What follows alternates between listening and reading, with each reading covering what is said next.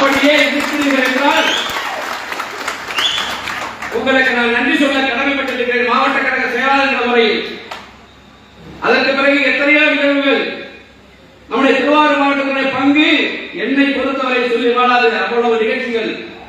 ஆனால் நாற்கேநகர் தேர்தல் நம்முடைய மாவட்டத்திலிருந்து திருவத்தீவு திருமண மண்டலத்தை பிடித்து 400க்கும் மேற்பட்டவர்கள் மிகப்பெரிய வெற்றி வாய்ப்பை நம்முடைய மக்கள் செல்வர் ஆர்கேநகரில் பெற்றார்கள். சமீபத்தில் நடந்த தேனி தேர்தல் வெற்றி வாய்ப்பை இழந்திருக்கிறோம்.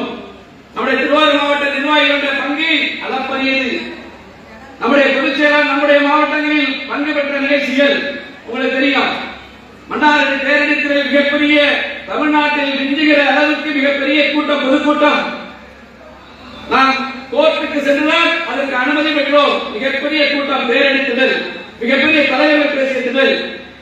ராஜீவ் காந்தி, இந்திரா காந்தி, புரட்சித் தலைவர் எம்ஜிஆர், புரட்சித் தலைவி அம்மா போன்ற மிக பெரும் தலைவர்கள் பேசிய பகுதி பேரணித்தல்.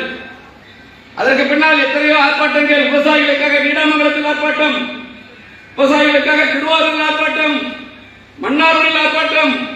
கழகம் அறிவித்த அத்தனை போராட்டங்கள், ஆர்ப்பாட்டங்கள், பொதுக்கூட்டங்கள் அத்தனையும் நடத்தி திருவாரூர் மாவட்டம் இன்றைக்கு இங்கே பேசியவர் சொன்னதை போல முதன்மை மாவட்டமாக இருக்கிறது என்று சொன்னால் உங்களுடைய ஆதரவு, நீங்கள் கொடுக்கிற நம்பிக்கை, அந்த டிடிவி தினகரன் நீங்கள் வைத்திருக்கிற நம்பிக்கை. இன்னைக்கு அரசியல் எப்படி வேணாலும் போகட்டும், அதை பத்தி இல்ல. நம்முடைய அண்ணனுக்கு நான் சொல்வதெல்லாம் பல போராட்டங்களை 10 ஆண்டுகள் நடத்தி இருக்கிறோம், பல நிகழ்ச்சிகளை நடத்தி இருக்கிறோம், பல பொதுக்கூட்டங்கள் நடத்தி இருக்கிறோம்.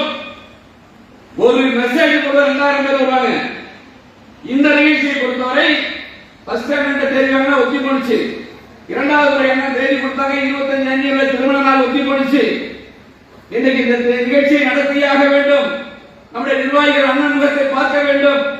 இப்படிப்பட்ட ஒரு இக்கட்டான அரசியல் சூழ்நிலையில் நமக்கு அண்ணன் முகத்தை பார்த்தால் ஒரு தெம்பு ஏற்படும் என்ற எண்ணத்தில் இந்த நிகழ்ச்சியை நாம் நடத்தி கொண்டிருக்கிறோம்.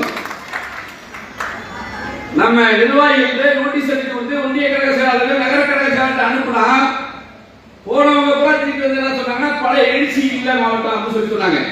இதுக்கு என்ன காரணம்?